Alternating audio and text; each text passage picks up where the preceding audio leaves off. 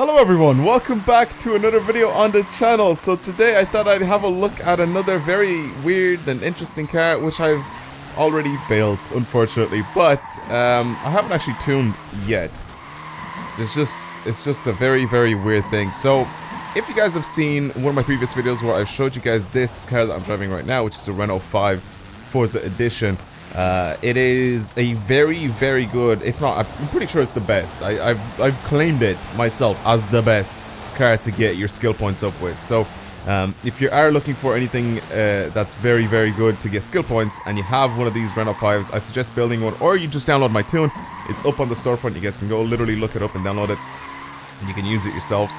It's very good. It's got drift suspension on it, so you're never gonna be able to spin out in this thing. It's very good overall to drive the way I built it. And if you want to have a car that just farms skill points, then this is definitely the best one. Or is it?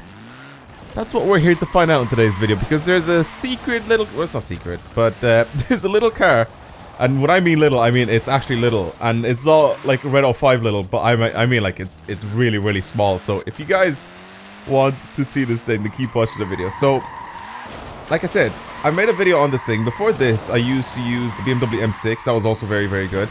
Then I used, or before that, I used a TVR. That was a barn find, and now this is also a barn find. Not this Renault, but the little Peel P50, which is what I'm going to be using in today's video. So why is that car so interesting to me? Like, why do I care for that car? So if I take it out, right? If I take this car out, and I'll show you guys what the deal is with it. What I've done to it is, as you can see, it's A-Class right now. It's got 292 horsepower in a car that weighs 218 kilos. There are people that weigh more than 218 kilos. Just think about it like that. They're incredibly obese, first of all. But there are people that weigh that much, and it's insane. But this is a very interesting car that I have right here. So what have I done to this thing? Actually, you know what I should do? I should really just bring it into my house to just show you guys pretty much what I've done to it. So I pretty much upgraded it from being stock, which I think it had like 4 horsepower. I'm not even joking. It literally had, I'm pretty sure, like 4 horsepower. So it was really weak. It was very slow. Obviously, getting it to 292 horsepower is, it's mental. It's like, it's insane. But if I go ahead and I show you guys pretty much what I've done to it. One of my favorite things, which I didn't change because I wanted to show you guys this, but you can't actually change the wheels of this thing. And look at how small all those wheels. They're legit, like, look at these RPFs, and they're made in like, what, 11-inch form? Or not 11, that has to be like 6 inches or something. Oh, we have to see. I have to see. I haven't actually checked them out yet, so let's choose a set of wheels for this thing. I don't even know what to choose for it. Something kind of funny. I don't really know. Can we put some rotors on it? Sure, let's put some rotors on it. Oh my god. What are... They're 5 inches. They're 5-inch wheels. You go to 6, 7, or 8. Look at that. That is... I have a subwoofer in my room that's bigger than 8 inches. Actually, the subwoofer in my room, I'm pretty sure it is 8 inches. That is the funniest thing I've ever seen. I didn't... Oh, wait, the rear wheel looks weird. Because it doesn't match. The rear wheel does not match. It looks like there's 2 RPFs. Or not RPFs, what am I even talking about? It looks like there's 2 rotors next to each other to make that rear wheel. That is the weirdest and most awkward looking thing I've ever seen. Alright, cool. Well, and then there's bits and pieces like the front bumpers and stuff like that I ended up removing. Which is kind of weird, because adding these like splitters and stuff like that apparently improves the handling, which I may do, because I have driven this and the handling of it is a little bit iffy. So I'm gonna just go ahead and add some sort of downforce items. Look how much of a difference that actually makes. I'm gonna do that. I'm just gonna do it because I feel like it does, or it will help the handling of this thing. Okay, well, interestingly enough, I'm just gonna end up doing that. For our tires, I ended up changing the tire from stock to this off-road race tire compound, which gives me a lot more grip just anywhere, by the looks of things. And then pretty much everything else, I just bought the best of the best. Pretty much just race parts for everything. Obviously, I ended up changing the engine from this thing, which, as you can see, it does have 4 horsepower, to this inline 4 motorbike engine. I don't even know what engine is this out of, this inline 4 motorbike engine. Look at the power difference. Look at the graph difference. between both of these. And then obviously I ended up changing this to all-wheel drive. I'm pretty sure that rear-wheel drive is a little bit better though.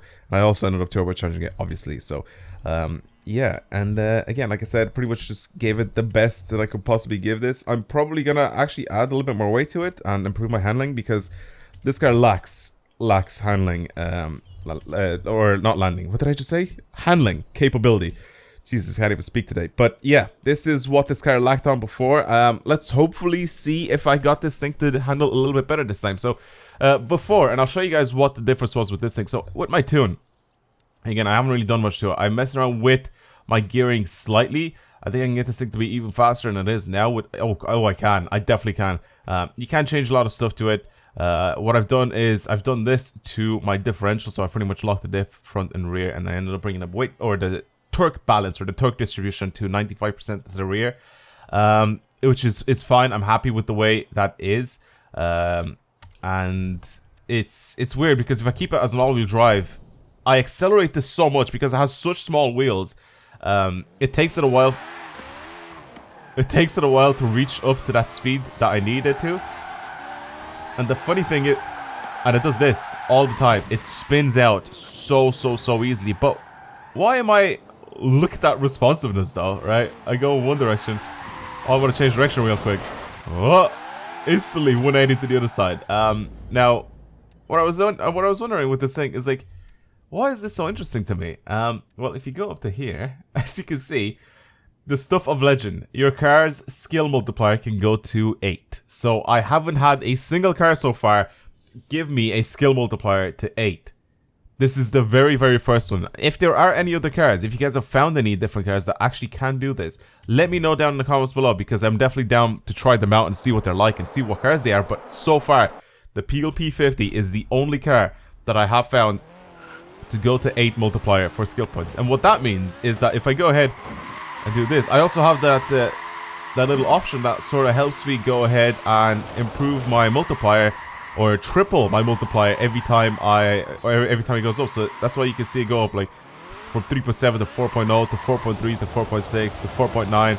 It doesn't go up like by 1, it goes up by 3, so that's great. So now, what is this like to get skill points with? It's very weird, first of all, let me put it that way, because it likes to spin out so easy. I don't have a tune for it yet. I don't really know what I could tune on it, because there's not really a lot of stuff that I could change on it. But there's that skill multiplier all the way up to 8. And I wanted to see if this thing is actually very good to drive or not. I wanted to use it for a video. And that's the main thing right there.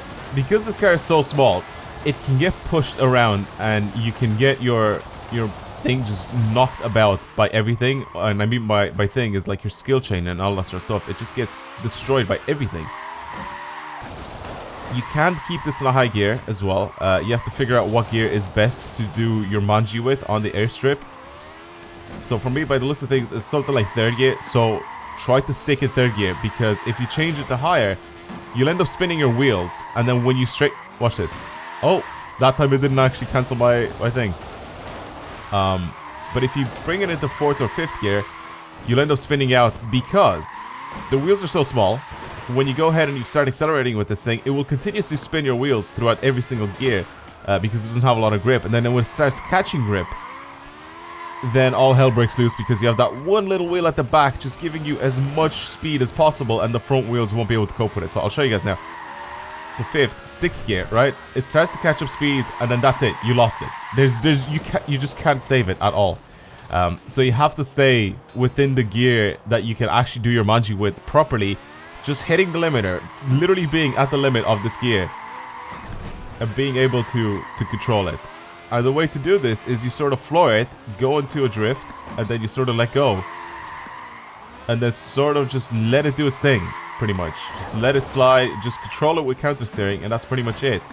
And that's the only way to drive this guy. You can't actually accelerate, you can't like do... It's very difficult to do like throttle control with this car because of the sheer size. Look how much, like everything slows me down with this guy, everything. So that was my goal for this video. I wanted to see, because I've driven it like once, I wanted to see what it was like, and I was like, you know what, let's just save this for a video. So then I just stopped driving it, and I wanted to see what it was like. And I mean, I can't really tell the difference with the actual with the actual like little wing at the back, the little spoiler at the back, and a little splitter at the front, it doesn't make a lot of a difference. By the looks of things, right, it does the same thing as before. Oh my god. Oh, sorry. Oh god. It's just all over the place.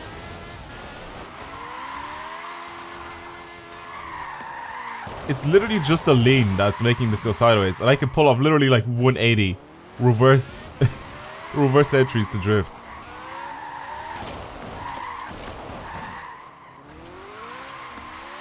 It still feels like I am a little bit going to rear wheel drive. I don't really understand how that works. It's very weird to drive.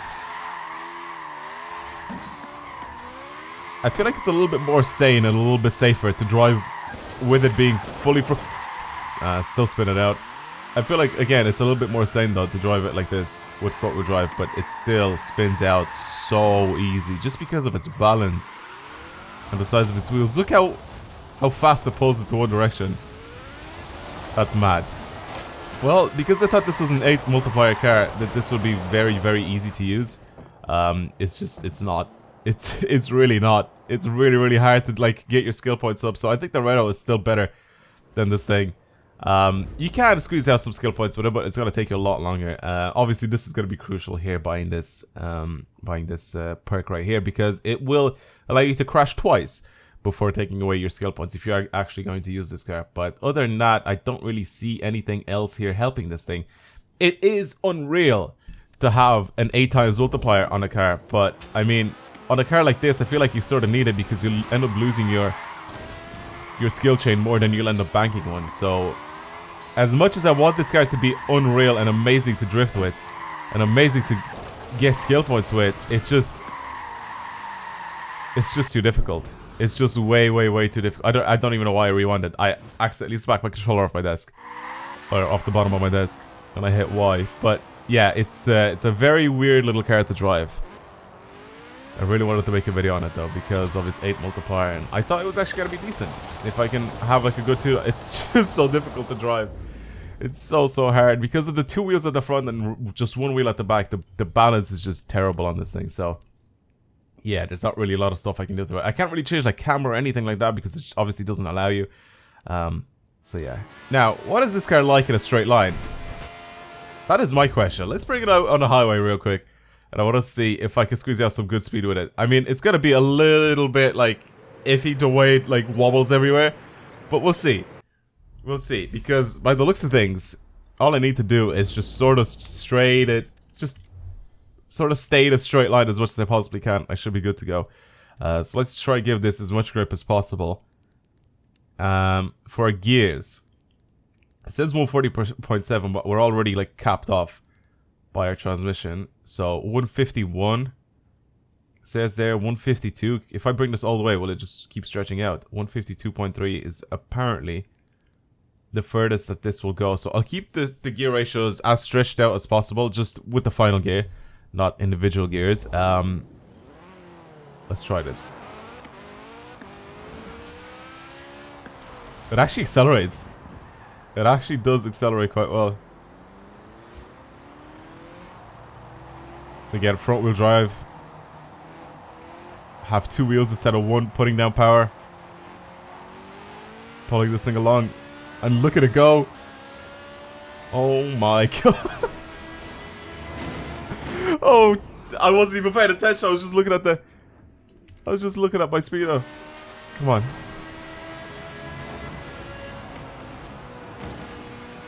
It slows down a lot when I try to turn, but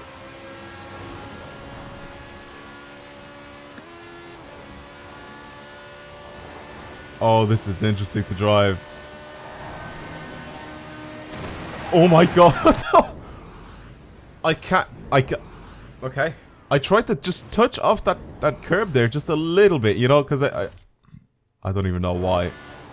I don't know what I expected to happen. It's so wobbly.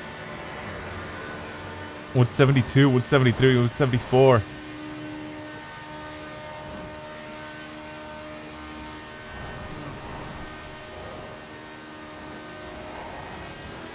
Oh, oh my god.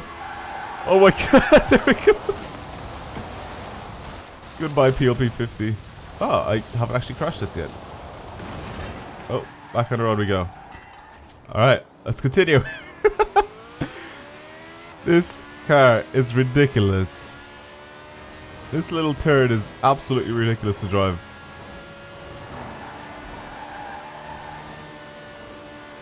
Just try not to make it lean too much because it will just go.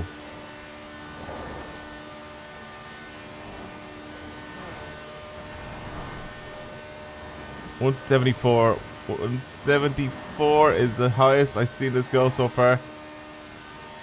That's just funny. That's just really, really funny to see this drive at this speed. It's pretty interesting though that it can stay up at this speed. It doesn't really slow down that much when I'm turning.